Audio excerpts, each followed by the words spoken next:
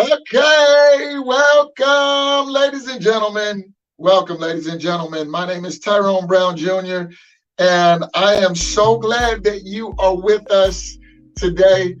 Thank you so much for tuning in.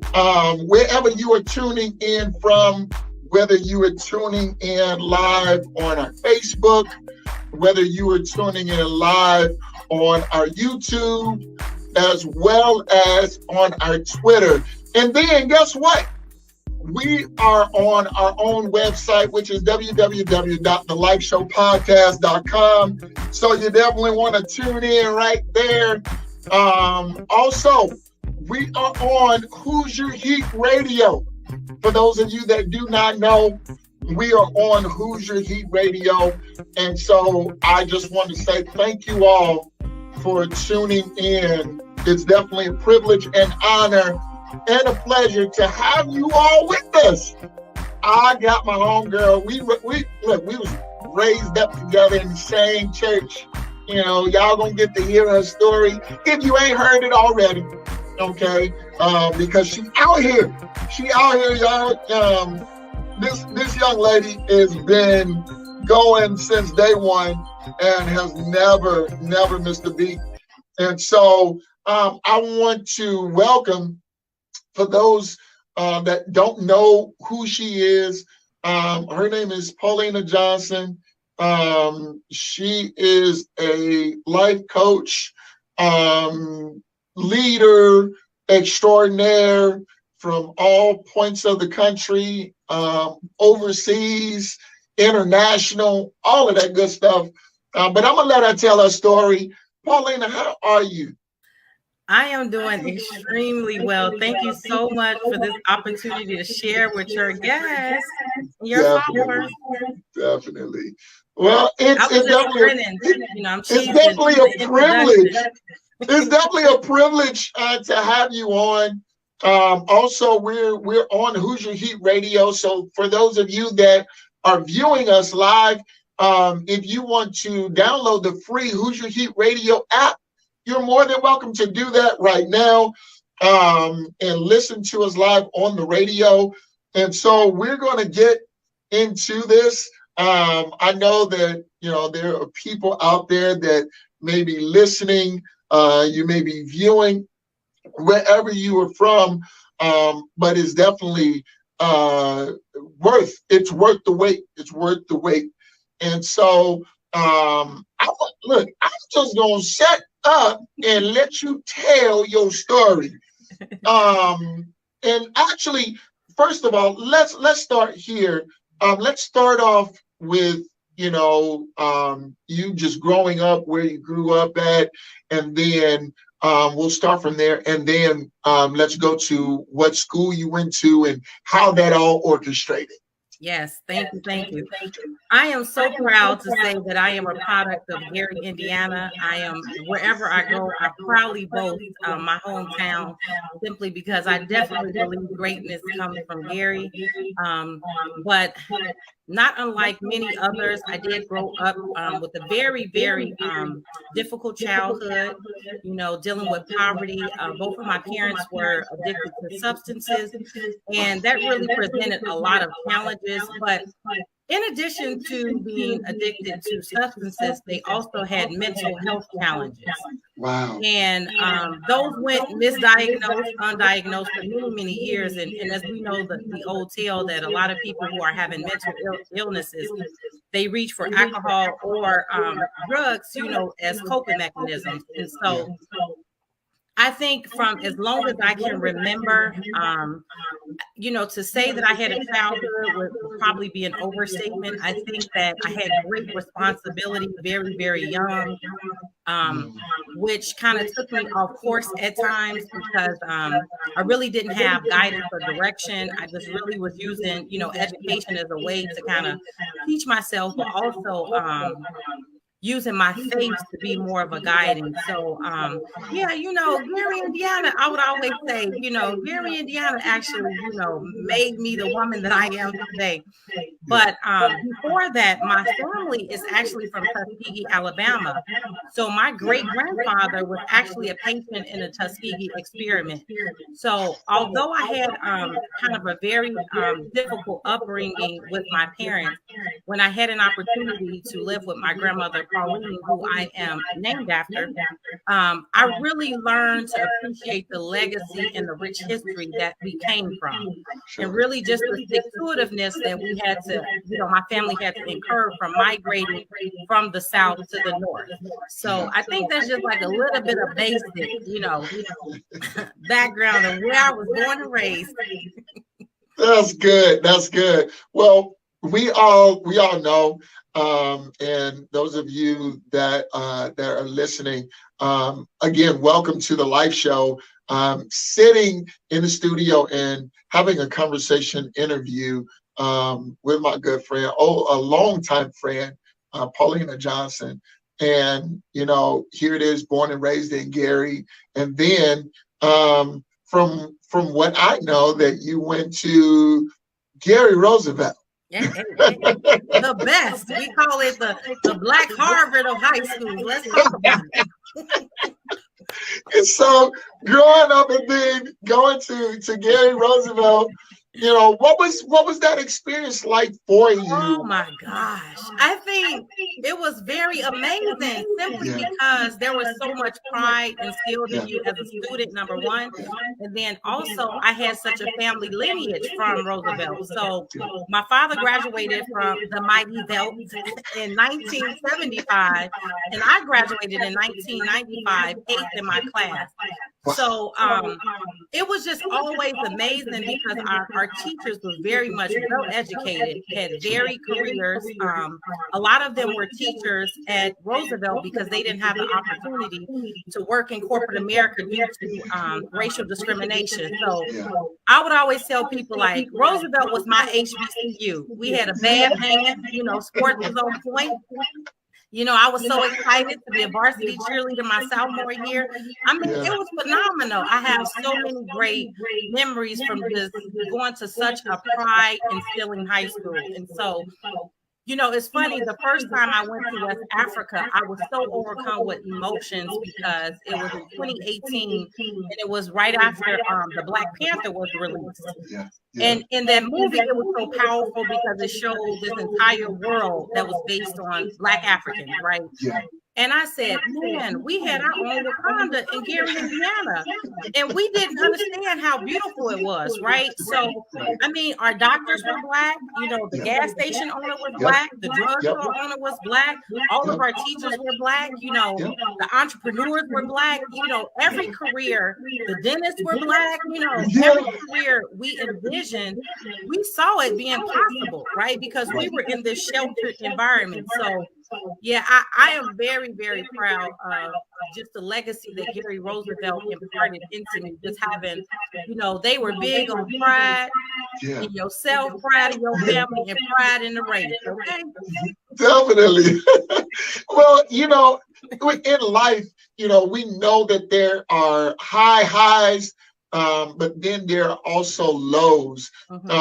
With you being in high school, were there any low points in your high school career or your high school stay, should I say, that you experienced, and what was it like? Wow. So now we're getting into the peeling back the layers of the onion. Okay. But I think the lowest part for me, I would say in high school, was that I was an extremely suicidal teen.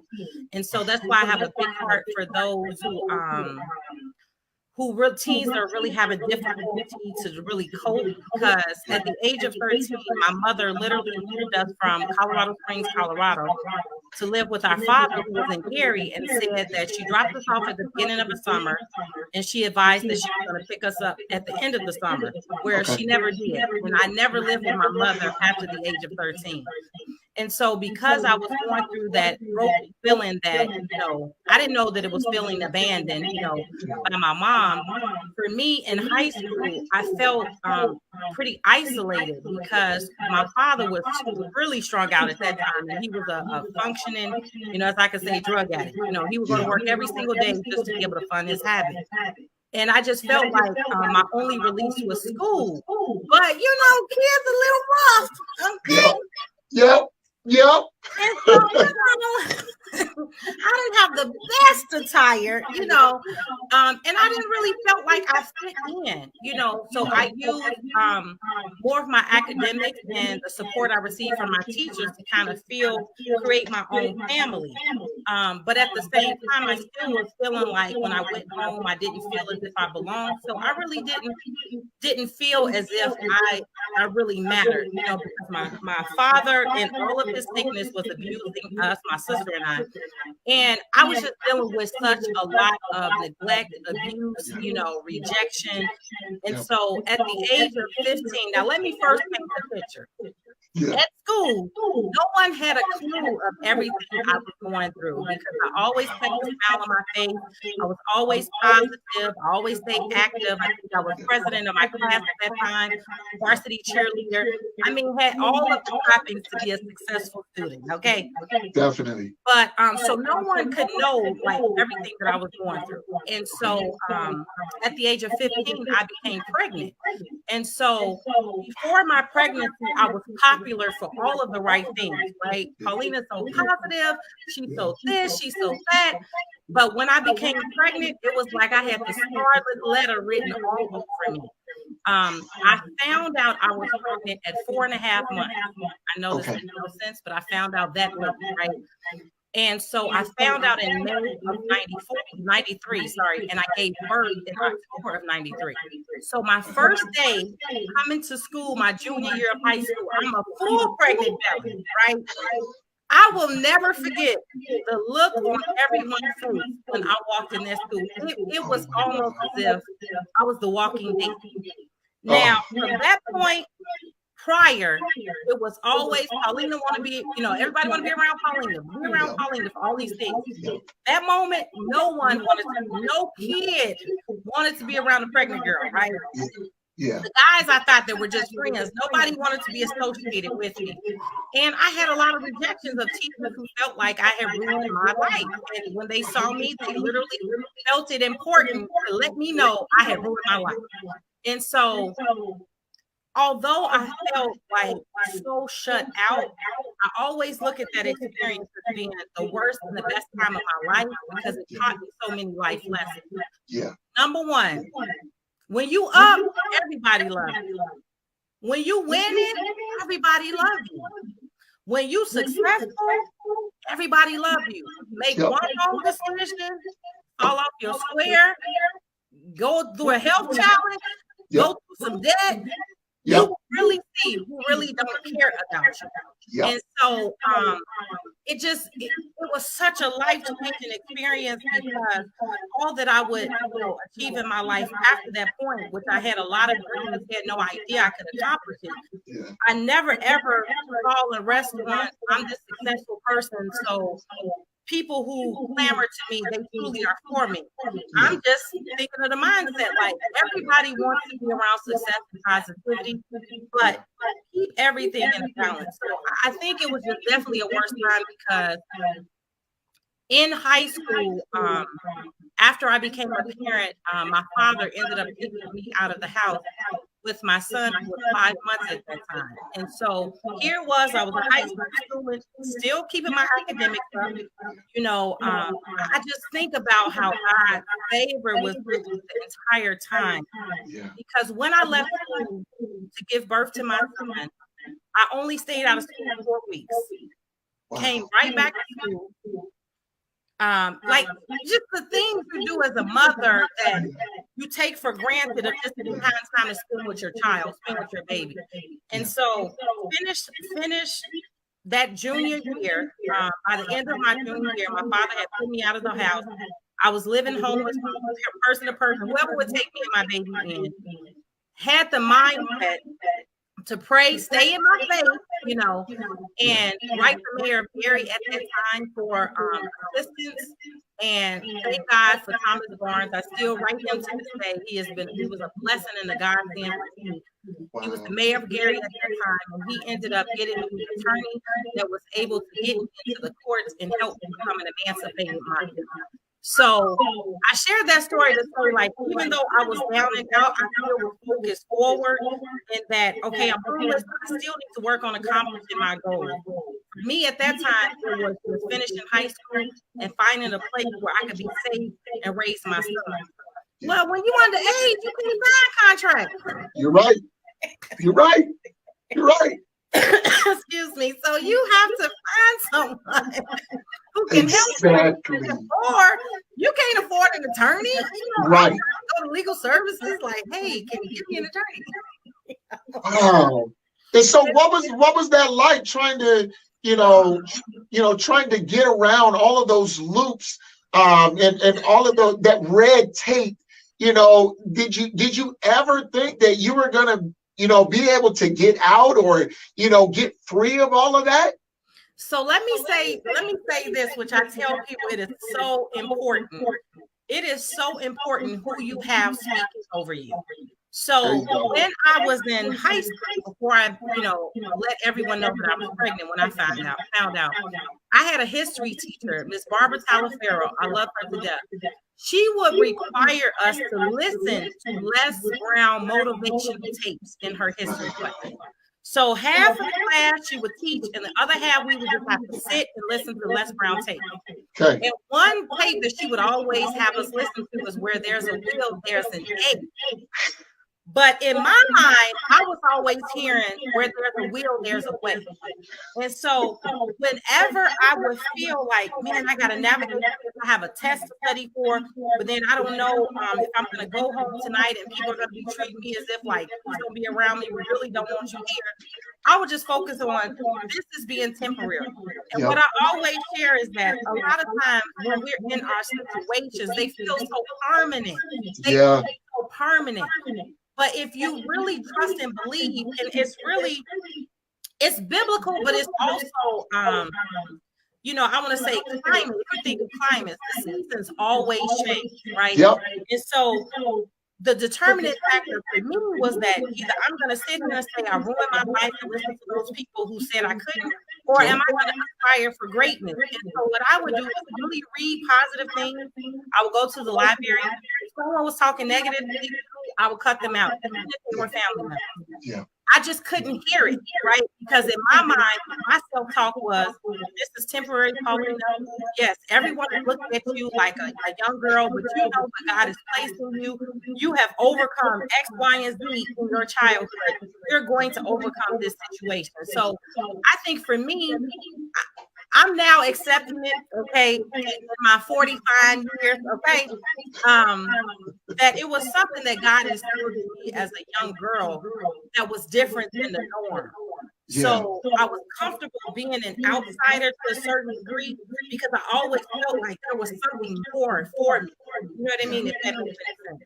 So in high school, I was just focused on, hey, I'm the laughing stock now. But one day I won't be. Yeah. And that's what's important. And here it is, first of all, thank you for coming on here and sharing your story, because so many people need to hear that somebody, has overcome.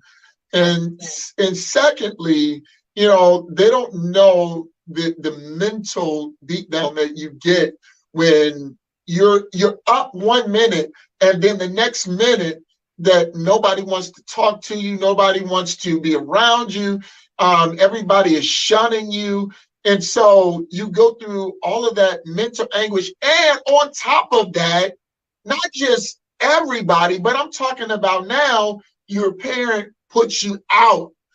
And not just put you out, but put you out with your newborn child that is only, 5 months at the time? 5 months. And so now you have to be mentally strong in order to overcome, all of those obstacles and those changes. And then on top of that, not only do you come on here and share your story, but now today being the day after your 45th birthday. Yeah. How awesome is that? I feel blessed. I feel blessed that I'm still living. I think about, there are many times I've been very close to death. I just think about the presence of God and his angels that have encamped around me my entire life. And I make no concessions about my faith, and that I know that if it wasn't my faith being rooted in God and trusting and believing that he had a greater plan for me, but also accepting the call that was on my life to evangelize, to share, because a lot of times you battle with people can't handle the truth, right? They love the lights. They love the lights. Yeah. But they don't like the dark. Oh, right? Come on. But not understanding that dark place that people went through and overcame, it really strengthens and motivates other people to really see their life in sections, and to say, this is a season. I have a decision to make. Yeah. Nobody else has a decision to make. And, it's so interesting because we think about our life in choices, right? Yeah. And if I wouldn't have made that choice. And I always say to my oldest son, who's 28 now, me becoming his mother was life-saving for me, because my dream as a little girl was always to be a mother. I was that little girl who always had the neighborhood kids, who always called all the babies at church, And so I knew that my greatest desire was to become a mother. So knowing that I was carrying the life inside of me, I was like, I can't give up. People may have given up on me, threw me by the wayside, but I'm not going to ever do that for my children. And so a lot of times we have to look at life to say, we got to break the generational curse. And I understand it's hard to do at times. You feel like, why I got to be me? I want somebody to come and rock me to sleep. I want somebody to hug me. And realizing that that's going to happen, but you have to be that voice to express the truth of all that you have overcome and been through. And I'm the first to raise my hand and say, don't model me, just learn after my mistakes. That's a really good mantra, because now, and I wanted to go through that valley, because people think that when you're successful, oh well, they were born with a silver spoon in their mouth, and to really come from, you were the person that people sought after, before your pregnancy, and then during your pregnancy, people are like, oh, she didn't ruin it, it's over for her, she's a statistic. And to now, you're being a single mother, and now being so successful, being a published author, not just one time, but if I'm not mistaken, 2 or 3 times, if I'm not mistaken. Yes. I mean, and just not being a published author, but also being a leader in the world today. If you don't ever go through anything, then how do you tell somebody how to come through something? Yes, I agree. And that's where you are now. Yes. And you're able to mentor other young ladies that come through the struggle. Yes. You said something when you first started. That's why your heart is so towards struggling children. Where is that now a part of your life? So interestingly enough, I started a nonprofit in 2013 called Achieve Against All Odds, only because I use it as an opportunity to educate and mentor urban youth, or those youth that have been really, really struggling with just that childhood experience. And I'm going to say a negative childhood experience. Yeah. But in that, I also learned there's a other side of children that are struggling. Those kids who may not have had difficult childhoods in the sense of, neglect, poverty, but they were forced to be things or be people they did not want to be, right? They were never given an opportunity to really explore who they are. But I think for me, just having the opportunity to speak to different youth groups, to share my testimony, listen to their testimony, I think I get so frustrated when someone says, well, they telling too much, or they talking too much. I would always say, you're not the person they should be talking to, but they should be talking. Right. You know what I mean? Because a lot of it's the truth. Our secrets keep us sick, right? So I'm telling you, the enemy will have you in your head so much of like, you're not this, because if they found this out about you, you're not that, and I feel like for me with kids, I want to, encourage and inspire them to be free, but not necessarily just children. And this is where, it comes to accepting the call that is on your life. Because when I released my first book, I Am You, Achieving Against All Odds, available on Amazon. But I got it, y'all. I got it. I got a signed copy. Right. And so when men started reading the book, I was receiving a lot of outreach from men, who were like, this is so powerful. I grew up with a mother who was schizophrenic, or I grew up with a father who was schizophrenic. And they were like, man, just to see how you overcame those things. For many, many years, what I share with people, I really want to do a relationship book because I have failed so much in relationships. But really, I've learned so much. And that a lot of times the relationships we try to mirror as adults, our romantic adult relationship, is really modeling that parent-child relationship. And we don't like to call it that. We like to be like, well, no, I'm just trying to be an adult. And so because I had experienced rejection from my mother, rejection and neglect from my father, I was always trying to prove myself, right? I was trying to prove myself in relationships because I was taught that honestly from my parents. No matter what I could do, they never gave me the validation that I wanted. And for me, I'm always expressing to children who have been abused, you can't live your life like that. You have to recognize that's a pattern, because you will allow people to come into your life who, for whatever reason, bring you harm. But that moment you see a boundary has been broken, this is inappropriate. Abused people keep accepting it. Because our baseline is, well, at least it wasn't bad as this. Or at least he didn't do this. Or at least my girlfriend didn't do this. Well, your girlfriend is smiling in your face, lying on you behind your back. The man is disrespecting you from every angle. Like, this is disrespectful. And so for me, it was like recognizing the patterns that I mirrored in my romantic relationship. It really stemmed after what I saw being taught to me from the parent-child relationship. And so that's why I said it is so important for us, number one, to share our stories, but then also tell the truth. Tell where you messed up. Tell where this, I was off. You know what I mean? Nothing wrong with it. Nothing wrong with it. We've all made decisions we didn't. In hindsight, like, I shouldn't have did that one.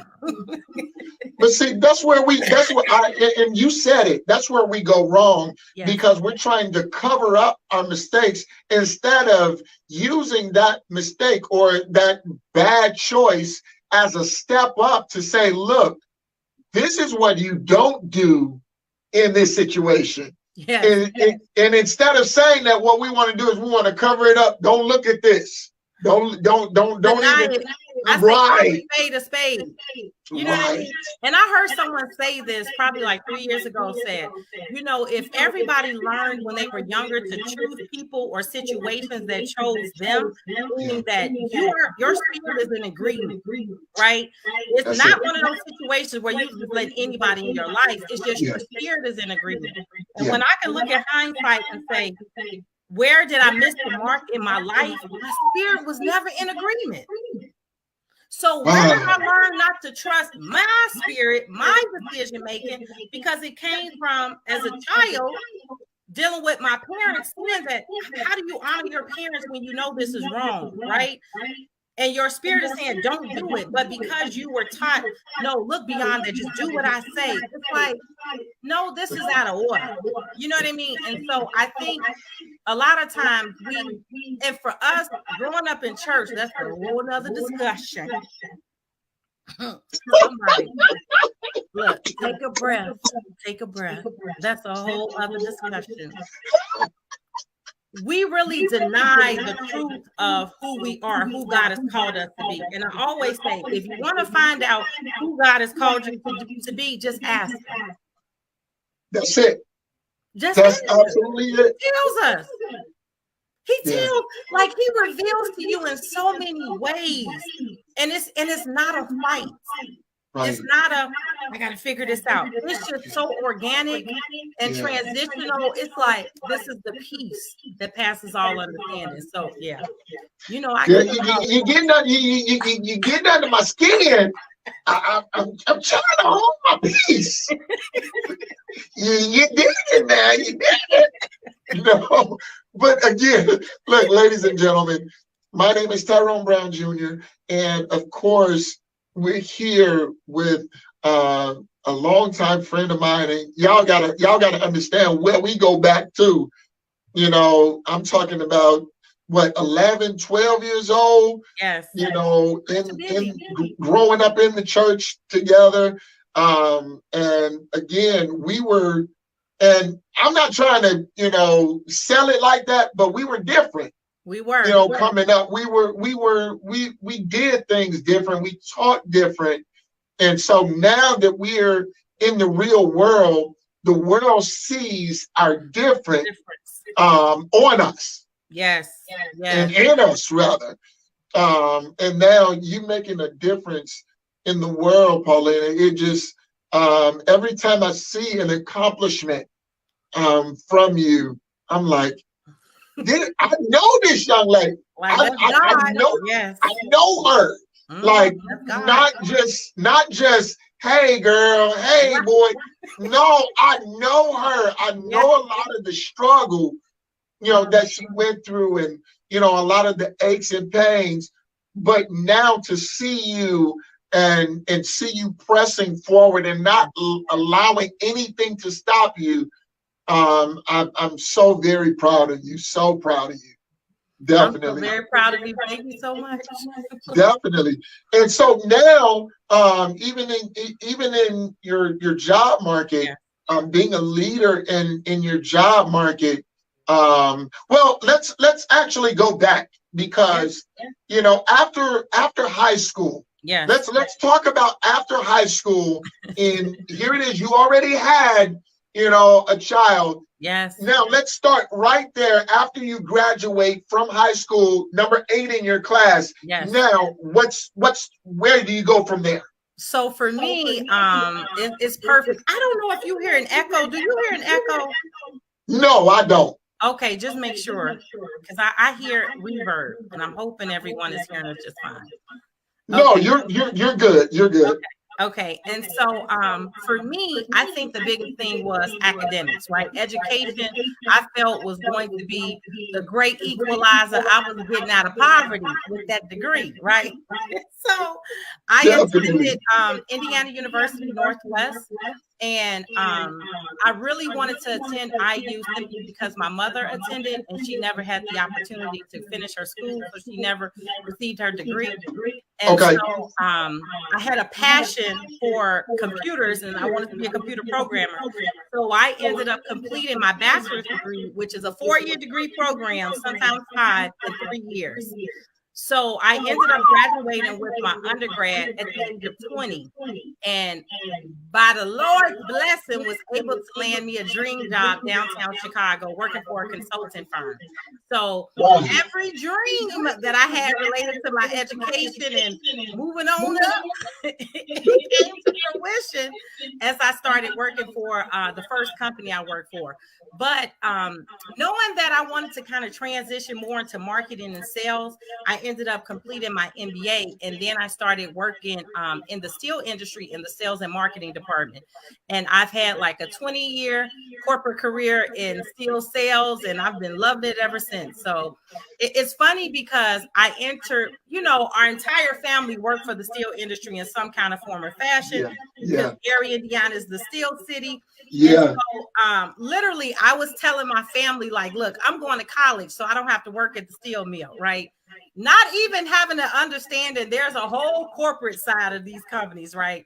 All I know is my dad was a welder. He would come home, with the little roughness, all the dust everywhere, the welder's hat. And I was like, I'm not doing that. Right. But, having an opportunity to attend a job fair at the University of Chicago, I met one of the recruiters. And even when she asked me for my resume, I was like, no, ma'am, I don't do hard labor.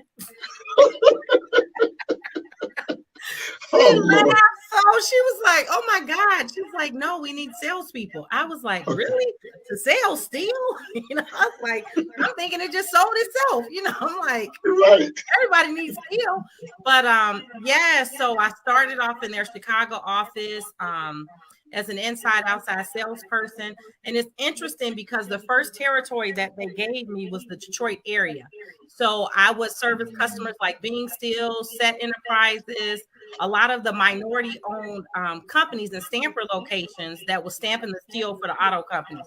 Okay. So it was a whole new world for me coming from IT to 100% sales of steel. And steel is not like, as they say, like a sexy product. You know what I mean? It's not like Procter & Gamble. It's not like, hey, I'm selling IT solution. It's like, look, I'm selling a light flat roller steel coil. Yep. But it was always so interesting because when I would meet my customers, they would be like, we had to meet you in person because we could not believe that you are in sales for steel. Because there's like a side of the steel industry that's very dirty and grungy. But then there's what I call the front alpha side, where it's like, rarely do you enter the plant, but we're trying to negotiate the deals with the customers. So just to make sure the production people, can get their hours in, But it's funny because I advocate for women to join manufacturing because of this career. Because a lot of times women feel like I can't do the hard labor portion, but everything you may want to work in as far as HR, IT, finance, purchasing, supply chain, all of those opportunities are in the steel mills. You won't be working in the steel mills, but sometimes you'll be in the plant, sometimes you won't. But it's so many viable careers that people don't even have the pipeline of understanding to in the steel industry. So yes. So now you're advocating for women to work in the steel mill, not so much as a laborer, but for all the other departments that are there. Yes, I love it. I think it's such an untapped market, manufacturing overall, because it's not just because the steel industry supplies automotive, distribution, aerospace. We supply every industry you can think of. And a lot of times, because we are not aware of these careers, we don't even apply, right? We don't even submit resumes because we're thinking, oh, there's nothing. I don't want to work in HR and I'm at the plant. And it's like, no, you're HR in a corporate office. You know what I mean? So it's so many opportunity, communications roles, finance roles, tax auditing. It's so many opportunities. So I'm always like, when women want to talk to me about opportunities in the steel industry, I'm like, look, let me tell you where to start. Like, and that's a great thing. But let me add this point. I think I have the courage to enter this industry in this regard, in that I'm a second and third generation steel worker, right? My grandfather and my father worked on the production side. But I think for me, I wanted to do something different for my family to expand them to more of the corporate side. And then also, too, just having that experience of, being isolated, in high school as a youth and kind of being on the outside of everyone, I was okay with taking a risk in a career that may not have been the norm. You know what I mean? Because I think about when I finished my MBA, everybody was having all these fabulous job offers from this company, that company. And I remember I really wanted so badly to work for Anderson Consulting. That was like my dream job. I never got called, never had an opportunity with them. Maybe like 6 months later, after I accepted the job in the steel industry, Anderson Consulting tanked. So in my mind, I said, see, the Lord was protecting me. Because I would have went to this place as my dream job and would not have had a job 6 months in, and so I just always tell people there are so many correlations to your personal and professional life that if you kind of just line up all those things, I would always say, even now when I'm getting challenged in anything, I'm like, Paulina, you overcame this, right? You overcame that. This is nothing. Lil Rel is one of my favorite comedians. He be like, this nothing, boo-boo, this nothing. I'm like, it's nothing, boo-boo, this nothing. And so now, being that you have overcome so much, now it really has you being progressive. Yes. To now challenge yourself. Yes. To now reach for higher heights. Yes. And now what and I know there's some things that's on the horizon. Yes. What are some other things that you have going that hasn't hit the surface yet? And anybody, no one knows really that it's getting ready to happen. I think for me, I always expect great and positive things in my life, even when I'm down. Like, I remember when I went through a divorce that literally could have took me out because it took me out of my church family, all that I knew, right? All that I knew. And all I knew in my mind every night when I would pray, God has said, I'm giving you greater. I'm giving you greater. I'm giving you greater. So when I got the opportunity to move to Michigan, and I have to tell this testimony because it's so paramount. When I was sitting, so let me back up just a little bit because I think this kind of goes along the journey of why I'm always expecting great things. So when I was going through that period, I was extremely depressed. I think that January, I had just had heart surgery, barely recovered from heart surgery, found out that my marriage was ending by August of that year. I'm at this time a single mother trying to take care of 4 children. Every imaginable thing that could go wrong could go wrong. I was like up to here in debt. It was just ridiculous, right? And all of the responsibility fell on my shoulders of caring for my children, being a primary person to pay for all my finances in my home. It was just ridiculous. But during the day, again, I learned how to kind of keep things focused. Like, let me compartmentalize over here and at work because I'm a manager. I'm not going to put this face on. And so when I was married, I was presented with an opportunity to take a promotion in the same area. Let me just say this clear. I had to deny the opportunity because I was married, because my husband at the time said he did not want to relocate. When I was going through this, no one in my office had a clue I was going through a divorce. Nothing was going on. One of my vice presidents gave me a call and said, hey, Paulina, we have this opportunity again in Michigan. We want to relocate you there. And I said, you want to relocate me there? Now, before this call came, I had a prayer that I put together, and it was like me manifesting everything that I wanted to transfer in my life. Debt cancellation, I wanted a new home, I wanted a new location, all these things I had written down. So he says this, and he said, but before you consider it, he said, I need you to look at our relocation package. Well, when I looked at the relocation package, not only would they help me sell my home, they would help me buy a new home. Like, it was all of these perks and benefits, right? And so I was like, okay, cool. Well, let me see what that money looking like. I was like, and so he called me the next day and was like, well, hey, what did you think about it? And I was like, well, yeah, I'm very much interested. And he said, the only thing is we're going to have you go through the interview process. And, at that moment, you're trying to be like, now, why you just don't give it to me? You give it to other people. Yeah. Now you want me to go through the interview process. And so I I was like, you know what, bet, okay. And he's like, look, this role is yours. If you want it, just go through the interview, just going through the ropes. Okay, cool. I go through it.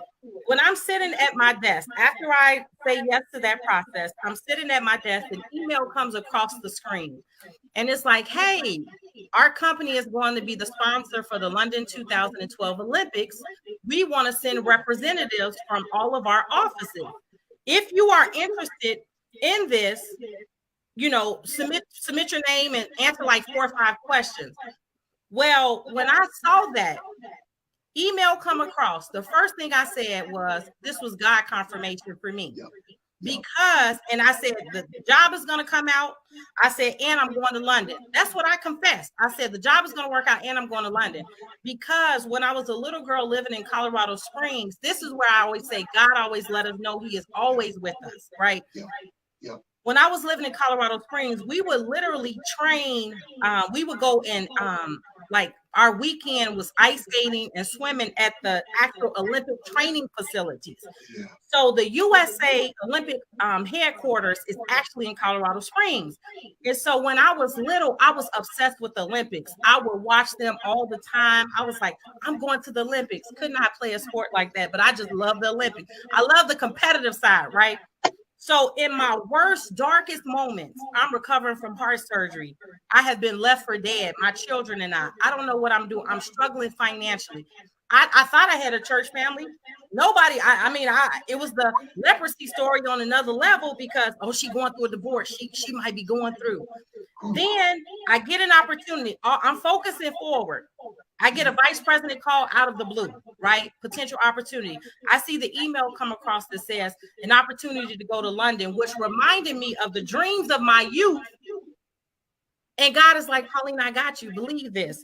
All I did was submitted that. Not only was I the only USA employee selected to represent my company at the London 2012 Olympics, they paid for me to go to London 3 times, right? I stayed there the entire duration of the games. Totally free. Didn't have to use no vacation, didn't have to use anything, right? I'm just saying doors opening. He relocated me to this area. But before, let me tell you how faith-minded I was. I was looking for homes in Michigan, didn't have no money, barely had enough. Checks bounced. Oh my God. I'm going seeing the realtors like, I'm going to get this, that, and the third. Wrote it all down, right? Before I was to move here, my company, because I keep good records from living as a youth on welfare, having to account for all of your welfare spending, they gave me the entire loss of my home in Maryville and then also helped me with my down payment here. So literally, I say this to say, I was to move the end of 2011, December 31st, 2011. They gave me a bonus on my check that was out of this world, right? I was able to write checks, send, electronic, paying off all my debt. So when I came to Michigan, I was debt free. I went, all of that furniture I had that was used hand-me-down, no, I gave it away. When the movers came to move my stuff, I said, you could take that with you. I went, my kids and I at that time were living in a hotel. I went to the furniture store. I went in there, I said, I need to furnish 5 rooms. They thought I was laughing. I said, no, 5 bedrooms, 2 living rooms, a dining room, a kitchenette. That lady was like, she said, oh, you want to do financing? I said, no, ma'am. I got a release from my credit union. I got 5 hours to run this card. Do you see what I mean? I'm just to say I had nothing. And I can tell this story with a smile on my face, but there was a time I couldn't even tell this testimony because I was so humble at God's love for me in that I didn't have a natural mother and father. I always had a supernatural father with me, even when I didn't even understand it. And I thank God that so many people fell away from me at a certain time in my life, because if they were there for me, I would have still been following them. And a lot of times when we're going through, we want everybody to like surround us, hold us. No, they need to fall away, because where you're going, you got to be able to stand on your own. And for so many years, I was waiting for my mom to come back. I was waiting for my dad to get delivered. I was always waiting. And so now that the transition had, they're no longer on this earth, I can't look for the fantasy of one day. No, I got to look for what has been the reality. You know what I mean? And so that's why I said it's important that despite all those things that I went through, I'm always focusing forward, because I can remind myself, I can encourage myself when I'm down to say, but remember when God brought you through that? Remember when you can go and you see stuff and you'll be like, and this is not any slight against anyone, but for the underdog, for the person who didn't have, was overlooked, misjudged, misread, or whatever, there's going to be a day that when time absolves you, people can't deny. They could have believed whatever they believed about you. They're going to come back because their peace is going to be so disturbed. They're going to have to say, I got it wrong. Yeah. God was with you. It may not have looked like it. I didn't understand it. And that's why I feel like even in this Spirit of God, the movement that he has now, he has radical people out here who have radical life experiences, radical, testimonies to show people, stop this. We're going to stop all this game plan. We stopping it. That's the next level. The next level is this. You want it ain't going to be faking. You got to be real. And for me, I would always say I was before other people's time, but I was always in God's timing. Okay, that's it. You better say this thing here. Oh my goodness. You right on cue, because it's a lot of people that are in limbo right now, and they're looking for a way out. Your testimony is right in line with a lot of people where they are right now, and they don't think that their way out is coming. But what you have been preparing for, you will receive. You will. Nobody. So if you didn't prepare for it, then you can't receive nothing that you didn't prepare for. Say it. You gotta be responsible. There is a part of you that has to be responsible, meaning that you have to be responsible for your life. Yeah. You can't say, well, I made this decision, I'm looking for somebody to give the answer. No, you made that decision. God is going to give you the answer. Sit and think about it and make the sacrifice. Yeah. We can't get all those things that we are asking God to give to us, and then we don't want to put in the work. I tell young people all the time, and even women, because I love mentoring women who have, been through changes. It's like, look, at one point, you're going to have to look yourself in the mirror and say, I love you. Yeah. I remember I went through a period of time, I want to say in 2011, I kept saying, Lord, I don't know the definition of love. Because my parents told me they love me. It came with pain, hurt, rejection. Friends may have told me they love me. They judged me. Church people may have told me they love me. They judged me. As soon as I made a wrong decision, they wrote me off and threw me away. But we have to make the decision to say, Lord, you define love to me. And when God said, love is freedom. Love is acceptance. Love is sincerity. Love is transparency. Love is honesty. Yeah. Well, that's common sense. When you ain't living your life like that, everything else become like this the norm, and you take a step back and you this don't even make sense. Right. And so that's why I always tell people, don't chase another person's blessing, because I promise you, what God got for you, I'm telling you, I'm living the life. It's for you. It's for you. It's for you. But you have the decision to grab it, and not just naturally grab it and I'm just grabbing in the spirit. No, it's I'm going to make the decisions. I'm going to, I'm going to love myself. I'm not going to make decisions that are going to put me in a bad way financially, emotionally, physically. We gotta own that. We have the power, and it's We are made in his image. Yeah. And his image is that I am the author and the finisher of my faith. See? And we sit there like somebody, and that's why I said it all started for me during my darkest times when I started sitting, getting quiet to myself, getting an understanding and a revelation of what God is trying to show me about me in my life. So I can't be enamored by what I see on the TV and the social media and all these things, because I know God is real.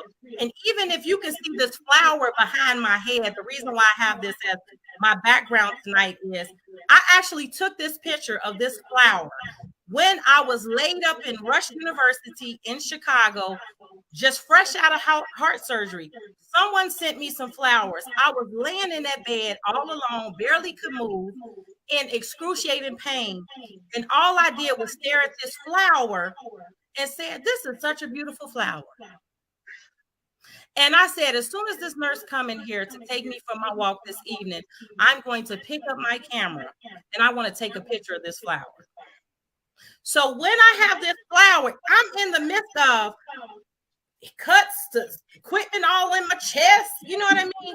Afraid I was going to die at 32 years old, and I'm still seeing the beauty in everything.